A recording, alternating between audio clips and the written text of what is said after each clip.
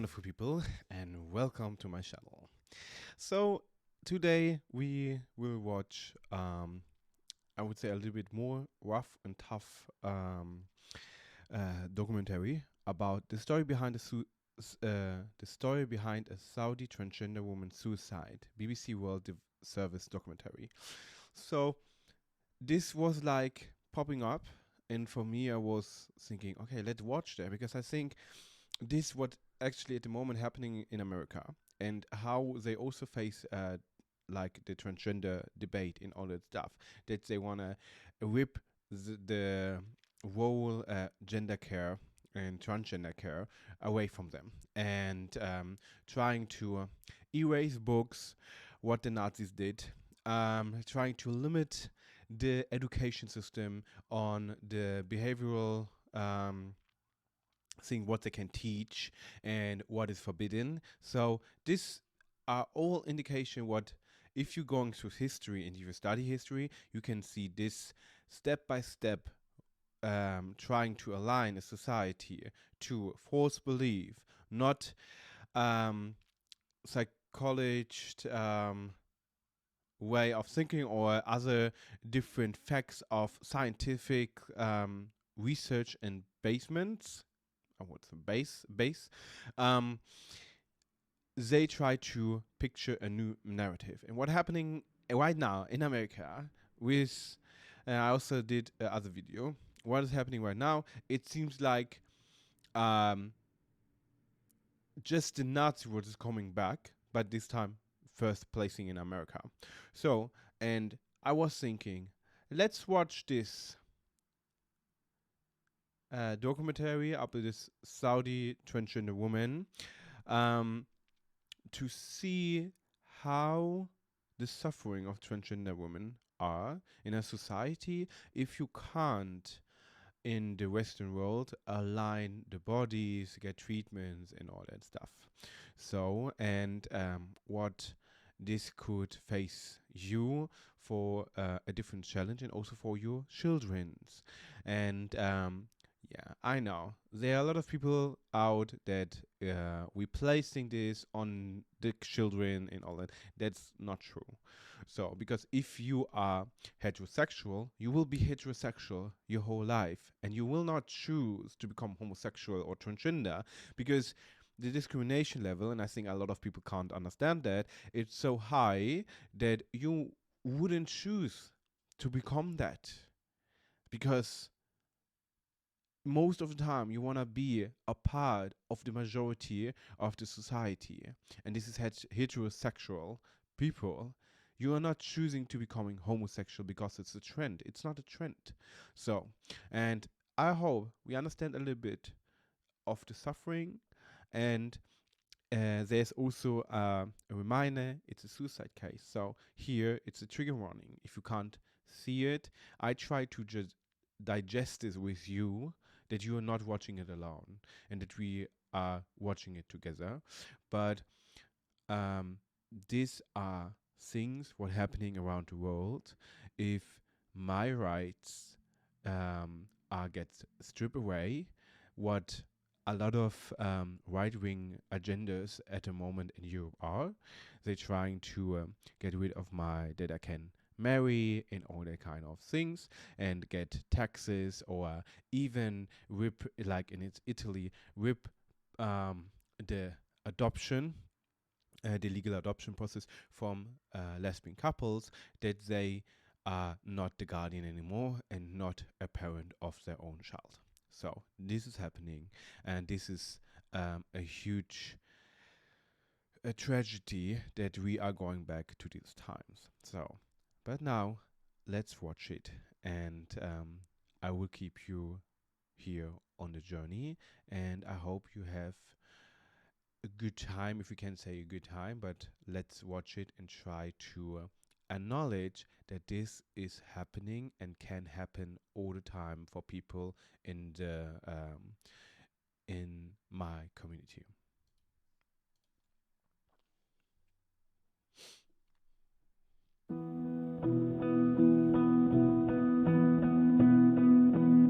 She always told me if she was gonna kill herself, she wouldn't make it meaningless.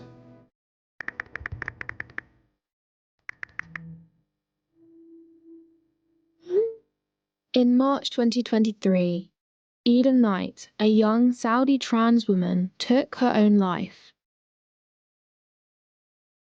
She wrote and uploaded this final message to Twitter.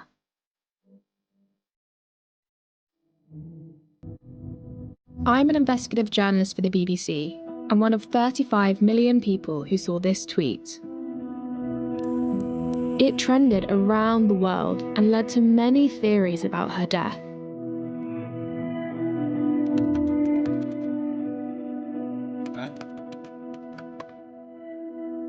I want to believe that as her final message, she wanted to give us the information that she had so that someone else could do something with it and bring justice.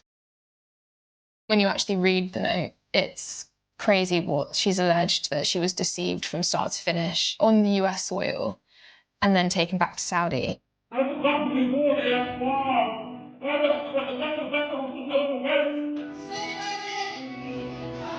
In her final message, Eden mentions the name of a lawyer, but no one has been able to identify him.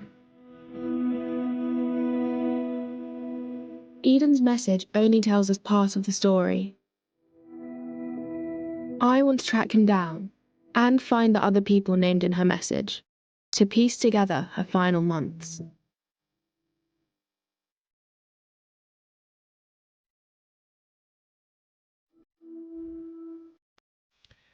And you can see again, of course, the Western mind is cursing this. 100% not.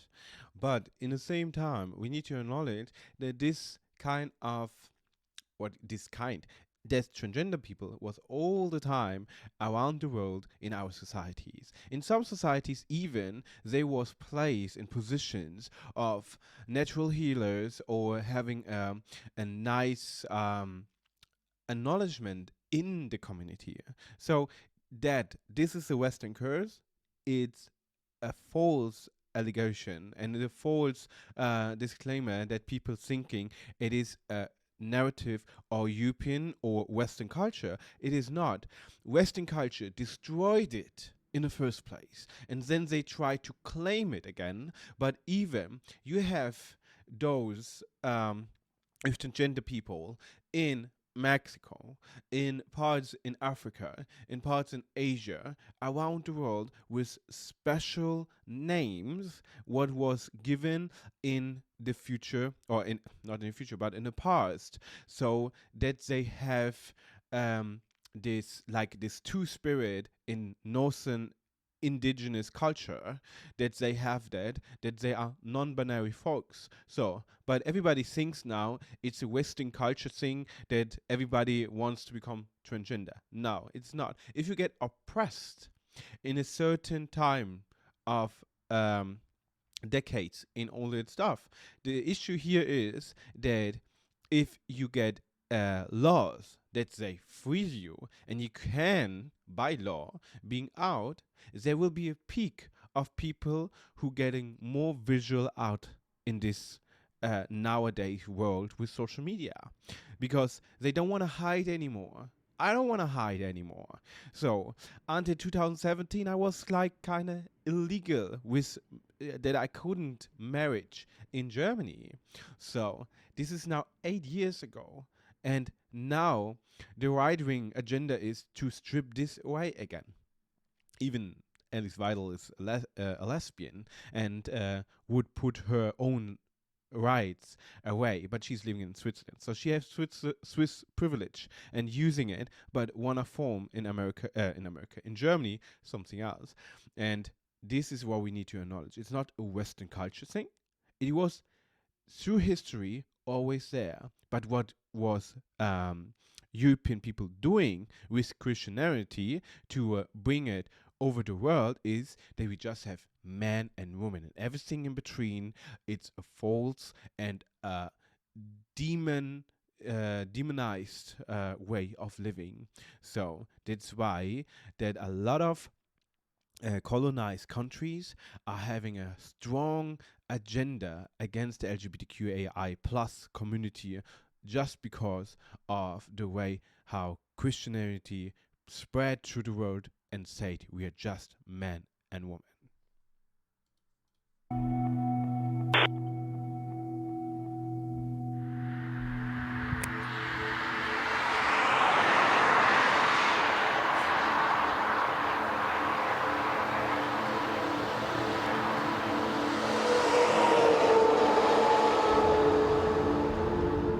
meeting with the people who knew Eden best. Her story has left a mark that's hard to forget.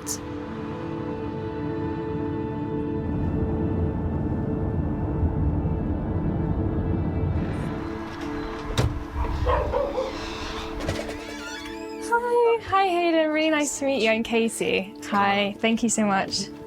Thank you.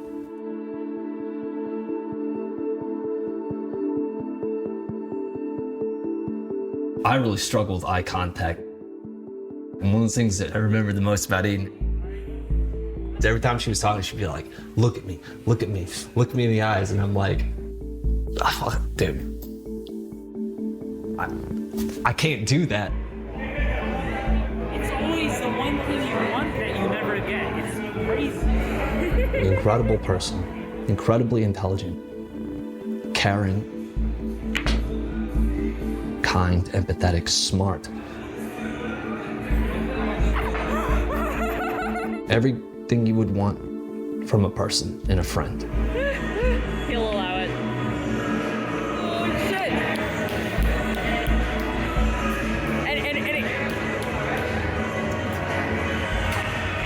Both of them with complete unjustified confidence in their skills.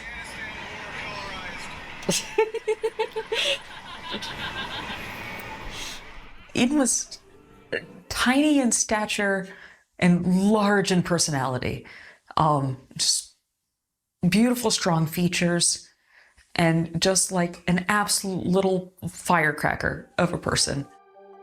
Eden grew up between two worlds, Saudi Arabia and the US. In 2022, she was studying computer science in America on a scholarship funded by the Saudi government. Coming out as trans turned her life completely upside down. You can't be trans in Saudi Arabia. Being transgender in Saudi Arabia is not tolerated either by society or the government and can lead to arrest. Knowing her family would never accept her, Eden made the difficult decision to cut ties with them. My whole world is flipped upside down. Tomorrow, I'll have to block my parents' numbers.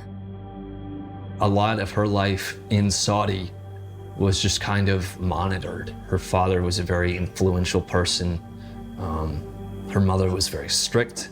They kept a very close eye on her to keep her from stepping out of line with who they wanted her to be. In the summer of 2022, she decided to apply for asylum in the US.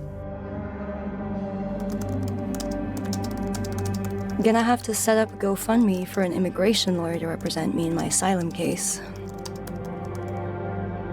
It's not like her parents didn't have money. They're very wealthy. If she wanted to keep living a comfortable, sure life, all she had to do was just pretend to be who they wanted her to be.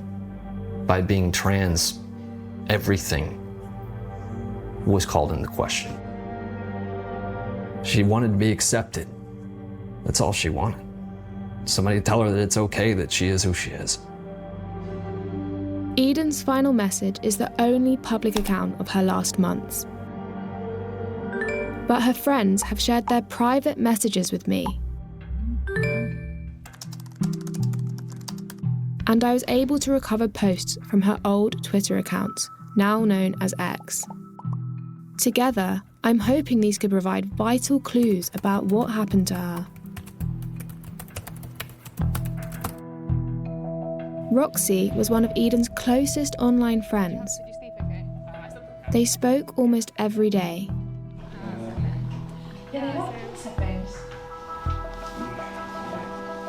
She started off as one of my reply girls. She had such a strong personality. She was very confident and upfront and at times aggressive. Eden's US visa expired after she dropped out of university, leaving her unable to work and earn money. don't usually do this, but I've had a shitty turn of events, and I need some money for food, housing this month. Anything is appreciated. I could ascertain through her posts that she was having a hard time with her living situation, so I offered for her to come and stay with us. Eden started her transition just before moving in with Hayden. We put together like a whole wardrobe for her. We helped her dye her hair, helping her do her eyebrows. I waxed her eyebrows. This isn't just a house that you're staying at, this is your home. 5 months of transitioning, and I've never been more comfortable with my body. Eden regularly shared updates about her transition online, including changes to her clothing, hairstyle, and use of hormone replacement therapy, or HRT. She was becoming a internet micro celebrity. She was getting like a lot of followers, a lot of likes. So one of the last like really big tweets that she made it was a really funny post. It was what the person at the counter sees on my ID versus me now, LMAO. It's the very, very nice picture of her versus the one on her ID. Eden believed this tweet put her on the radar of the Saudi government. Saudi government is now after me because of the post. I'm never going back. Desperate to claim asylum, Eden says she was contacted by someone who offered to help. And here, this woman didn't initiate that your kids become transgender. No.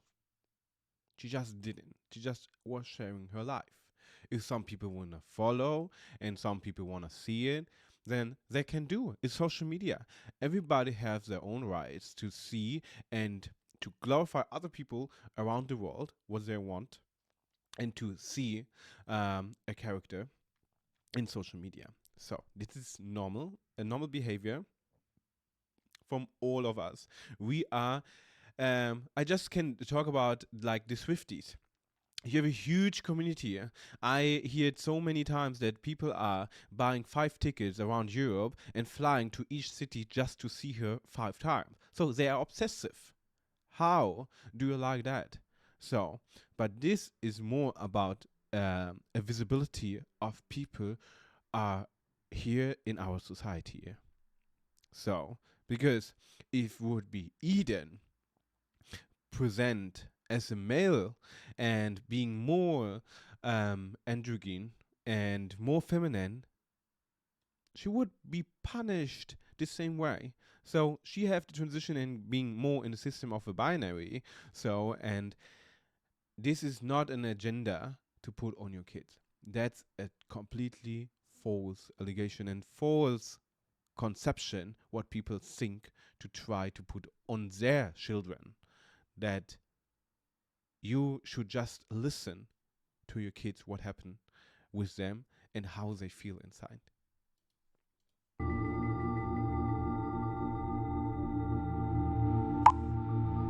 In text to friends, Eden confirms this person was Michael Pocalyko. We just don't want to see it. I found this video advertising one of his books. And just like that. He writes spy novels and has a private investigations company.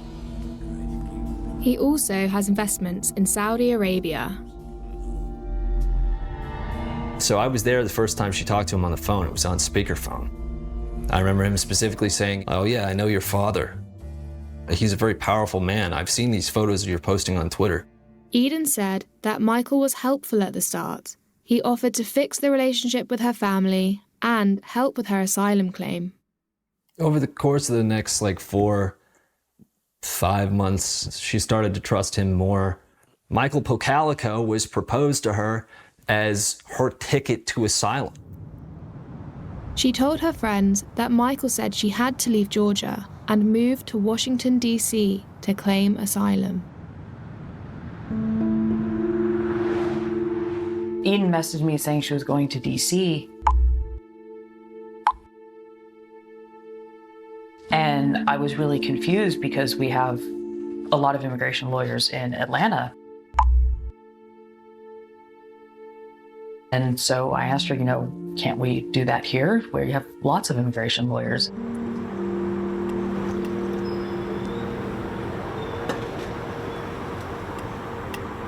I emailed Michael to ask if he told Eden to move to DC.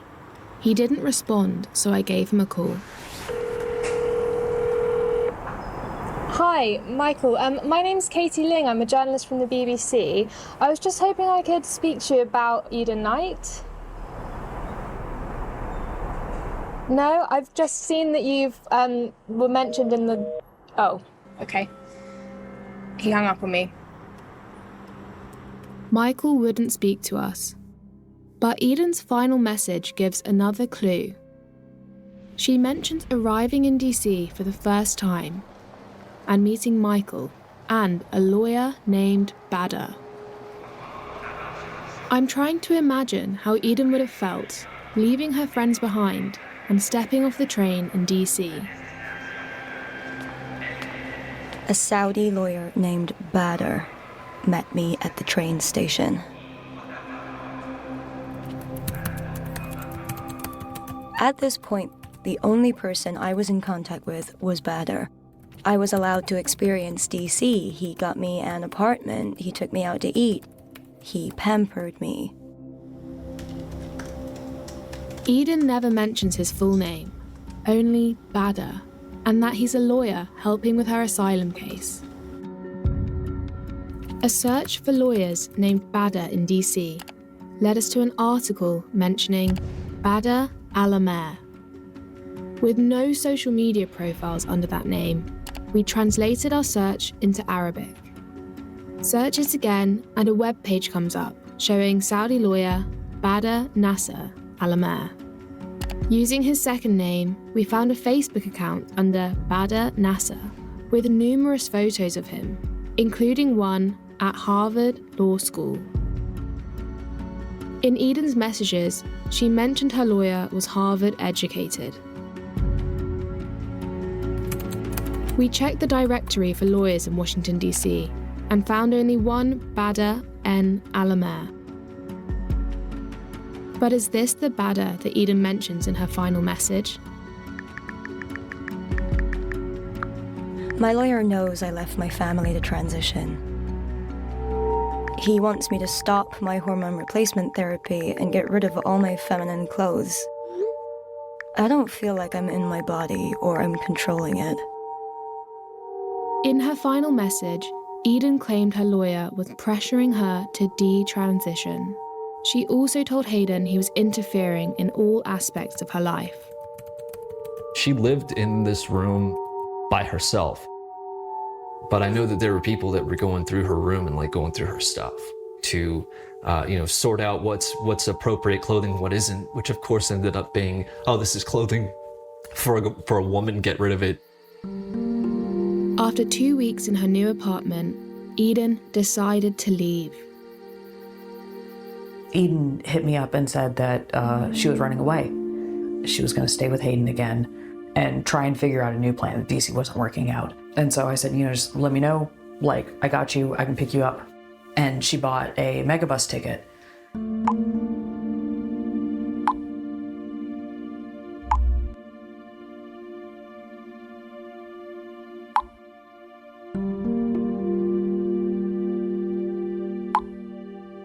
And then she tweeted about running away, and she said someone showed up.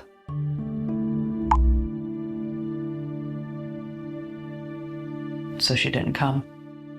Whoever it was that showed up at her door absolutely terrified her.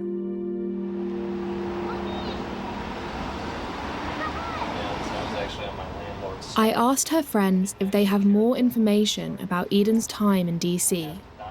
Did you guys stay in touch? When she first got there to the apartment they had her in, she wanted to FaceTime. And before we did all that, she had sent me a picture of her view from the apartment where she was staying. In the picture, you can see 2 buildings and a large car park. Using these landmarks, I geolocated them to the outskirts of Washington, D.C. in Northern Virginia. This is one of the buildings, the Northern Virginia Community College. And this is the car park. The picture appears to have been taken from a building directly opposite.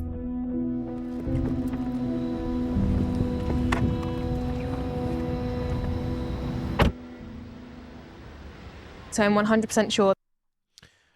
I just need to say how to track something today nowadays, just because of the pictures and all that. It's incredible and a little bit scary, to be honest.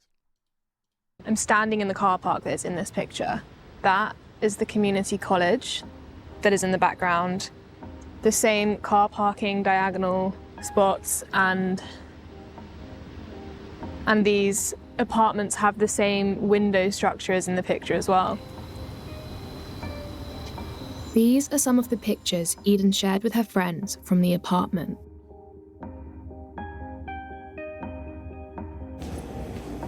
I'm trying to find someone who knew Eden while she was living here. So we are currently going into one of the flats that will have a similar view to the one that Eden was staying in.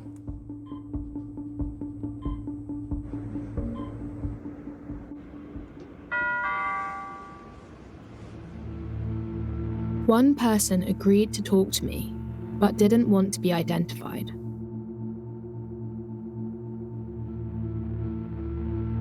She had women's clothing, styled hair, jewelry, and makeup. She'd have to hide it all when Bader came. Bader made her get a haircut and grow out her beard. It seemed like it was Bader's plan all along to have her go back to Saudi. This is the first person I've spoken to who saw Eden and Bader al-Amer together.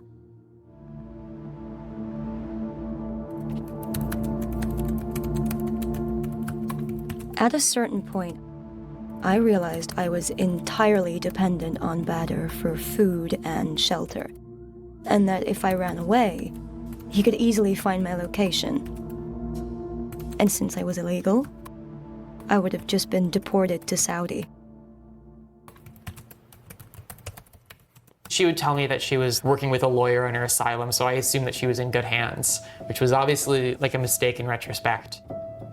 One of the things I particularly remember is she said that her lawyer told her that she couldn't apply for asylum in the US, which I knew was wrong, but I didn't question her on it because I assumed the lawyer knew more than me. My lawyer is detransitioning me. He told me to dye my hair black, which I did, then try to get the barber to cut my hair short. I had to dye it a color I didn't want, cut it like I didn't want it to be cut, change parts of my wardrobe. You can see these changes from the photos Eden posted in the apartment. So I've just come across some of Bader's Google reviews, and he has reviewed 2 places in Northern Virginia.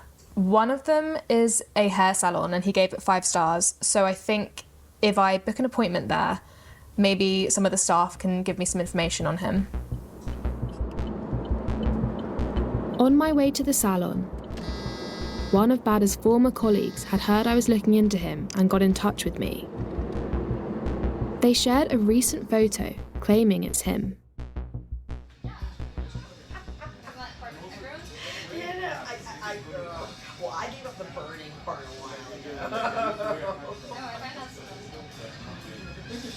And when you do that, it causes the hair My to swell. appointment is booked with Irving, the salon manager who has worked here for over 10 years. Everybody just wants to go there. It's with a product that we use. And what it does is it will lift your color. He didn't know Eden, but he did know Bader. That's him? Yeah, that's him. Okay. Yep, that's him. He's not as heavily bearded now. No? No. More like that. More like that. But his hair is shorter. Because you said he has kind of a slight frame, but in these, from like judging by his face, like. Yeah, no, he's not. He's probably about 5'8". Okay. and not very broad. He told me that he sold Bader this building. Yeah, he owns the building, and he paid cash.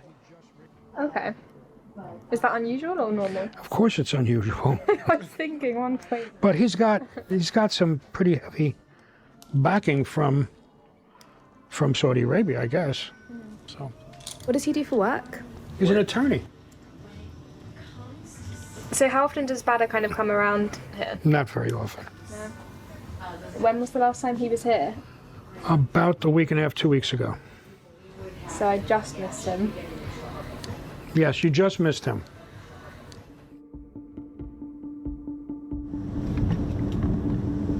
Irving also told me that Bader is a lawyer with an office in the area. Another source shared his most recent work address with me. I'm going to try and find Bader at this location.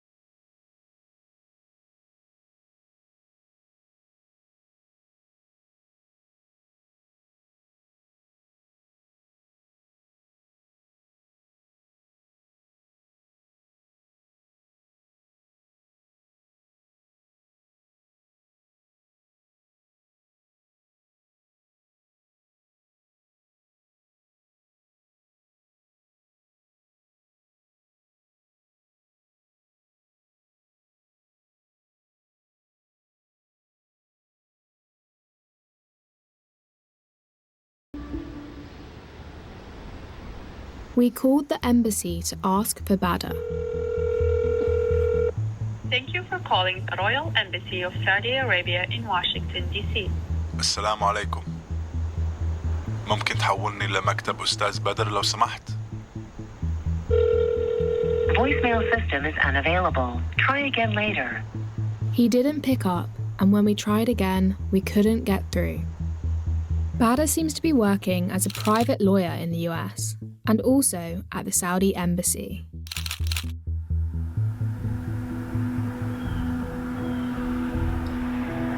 I found a post from 2018. A parent asking Bader for help. Their son, a Saudi student, was in prison and they were seeking Bader's assistance. US court records show the student had fled the country as a fugitive from justice. I went through other records of Saudi students listed as fugitives and reached out to the American lawyers who handled these cases. One agreed to speak with me, but didn't want to be identified. He claims Bader assisted Saudi citizens involved in criminal cases in the United States. Bader would come to the meetings with an Arabic form headed by the Saudi embassy for students to sign. I remember in some cases, suspects would be there in the first hearing, and when it came to the second hearing, they would disappear. The form they signed promised to pay back legal fees to the Saudi government. In these cases, we don't know what happened between the hearings or if Bader was involved. But I found Bader had been involved in a case before it reached court, of 2 Saudi students questioned over the killing of an American man in 2018.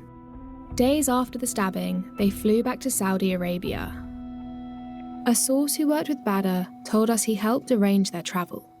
They were later charged with murder.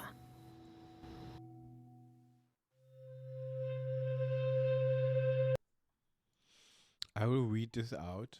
We asked the Embassy of Saudi Arabia in Washington, D.C. if they knew about Bader Olamar involvement in this case.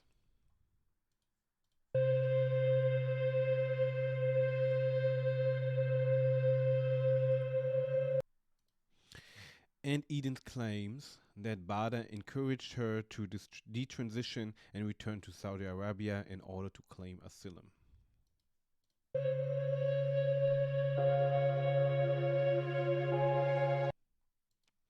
They didn't respond. I can't take the asylum process. I have to go back to Saudi. I don't really know if it's safe for me to go back, but I'm going with a lawyer and wishing for the best. Tomorrow I'm leaving. After then, the Pandora box opens and whatever happens, happens. On December 12, 2022, Eden flew back to Saudi Arabia on a flight she says was booked by Bader. She said that her parents went into her room and took her passport, took all the money that she was saving up, took the HRT that she had hidden. She was just sort of telling me how there was nothing for her to do other than just wait. Over the next few months, Eden posted less and less online. And this is the last picture Eden shared with her friends in February 2023. A few days later, she shared this video. You can hear a relative shouting at her.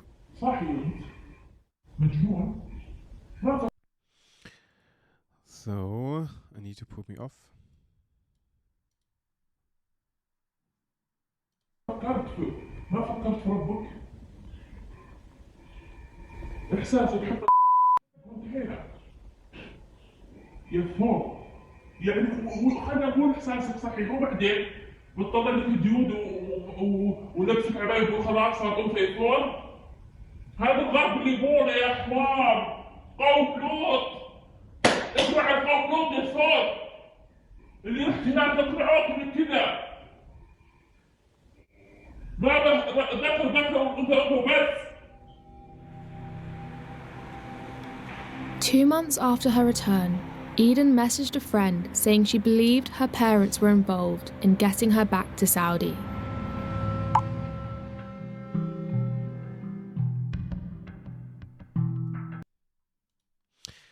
I have evidence that they hired a bunch of people to take me back to Saudi. If I can read this kind, and I'm a little bit, sometimes I'm shocked and paralyzed at the same time. So, but I try to read it out loud because also there are some people who are blind and can't see it and read it. So I should read it out loud then. The lawyer that was helping me with asylum was working with my parents behind my back.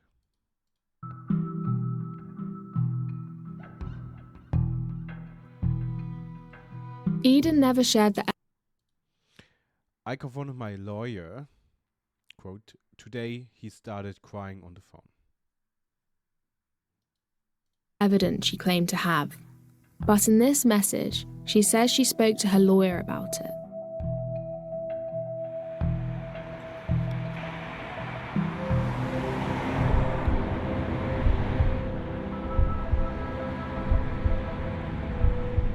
Parents found my HRT again. It's over. I'm gonna write my note and post it.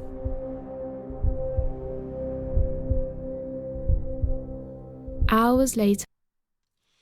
What I really, really don't understand, and this is shocking for me all the time when I hear this kind of stories, why heterosexual people want kids if they can't commit themselves to love their children to the last minute on their own breath, because you decided that your child get born on this earth, what is crappy as hell, and then you punishing your kid because the kid is not like you was expecting. And this is the pressure of society, what we are facing all the time.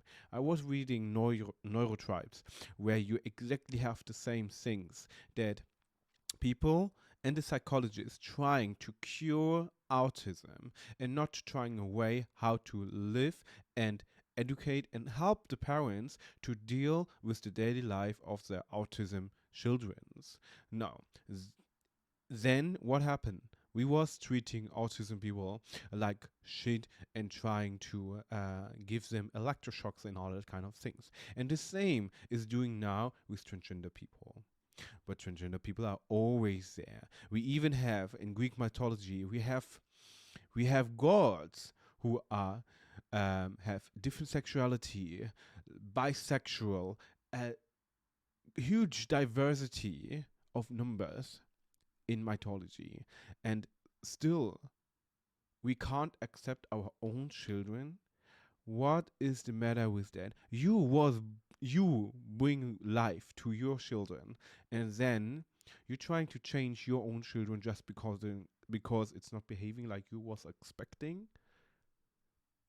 This is just bad parenting that you shouldn't have born any child on this earth.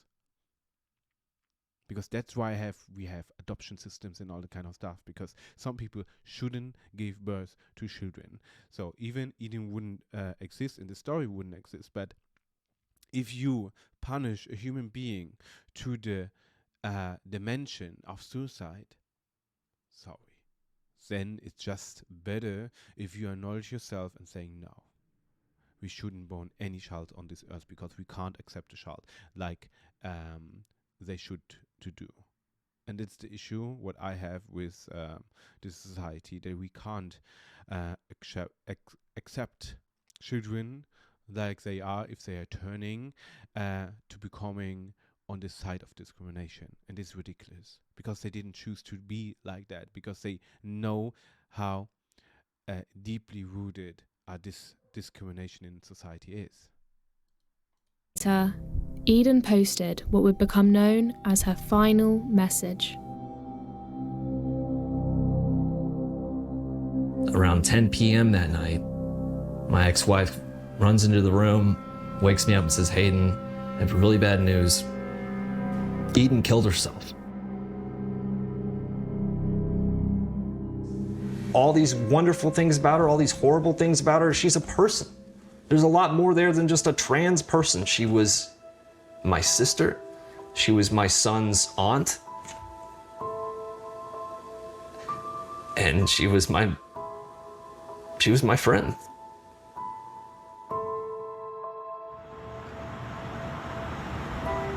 After a year working on this story, I still couldn't reach Badr, and so many questions remain unanswered.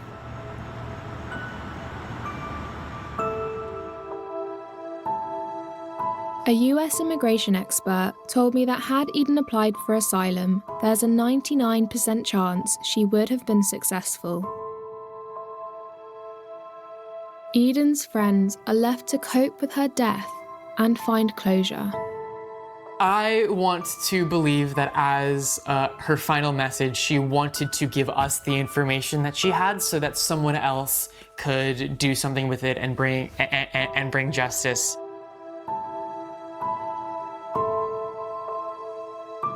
We want some kind of justice and prevent the people who did this to her from doing it to anyone else.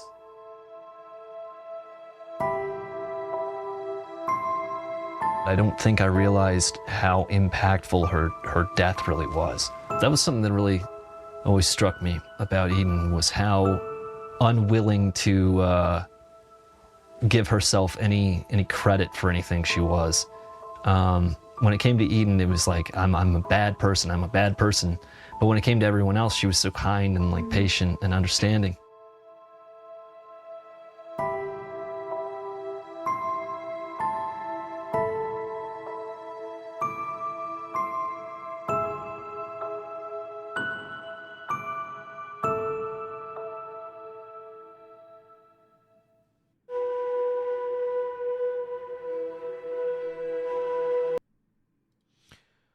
Michael Pocalyko did not respond to the BBC questions.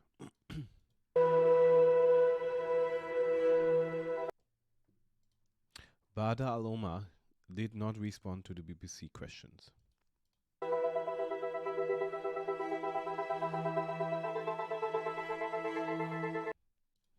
We contacted Eden's family to ask if they wanted to take part in this film, but they didn't respond.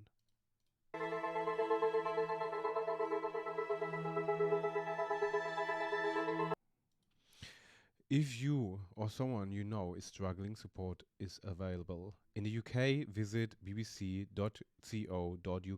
action line for resources and helplines. For international support, visit befrienders.org.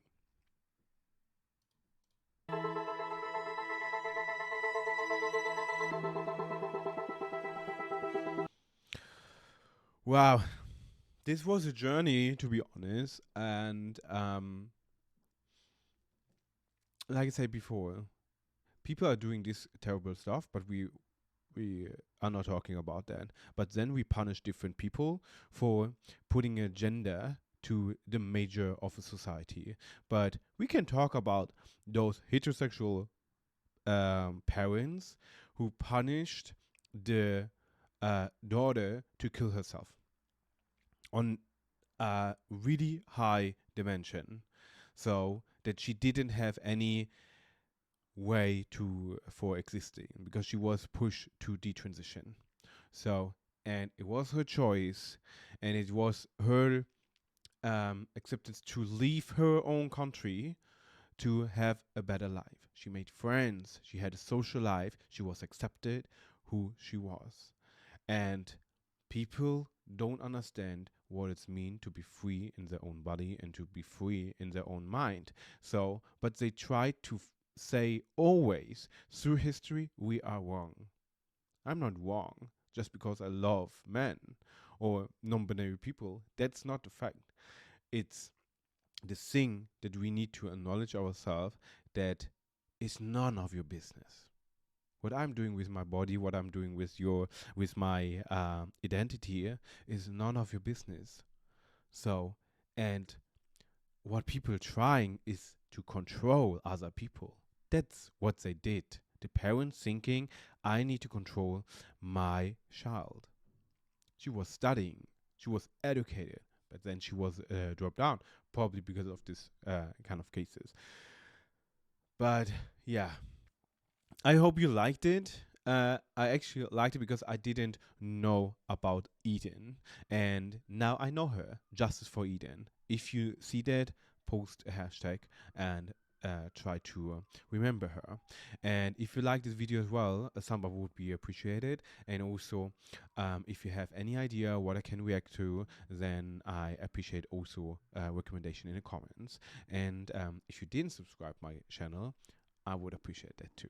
So now make your coffee, a tea or hot chocolate, and I wish you a good morning, good afternoon or good evening. See you and bye-bye.